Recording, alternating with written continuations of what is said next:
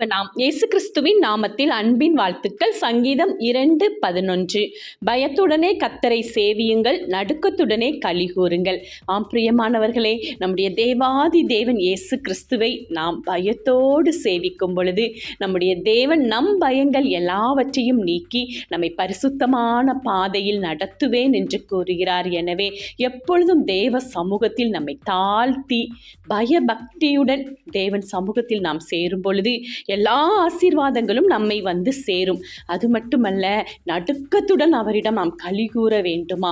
தேவன் நமக்கு செய்திருக்கிற எல்லா உபகாரங்களுக்காக, எல்லா காரியங்களுக்காக நன்றி செலுத்தி நடுக்கத்துடன் அவருடைய சமூகத்திற்கு இன்று நாம் செல்வோம். தேவன் எல்லா காரியத்திலும் பயம் நீக்கி அவரை சேவிக்கும் பொழுது தேவன் நமக்கு பெரிய கிருபையினால் நம்மை களிகூற பண்ணி இந்த நாளை ஆசீர்வதிப்பாராக. ஆமேன்.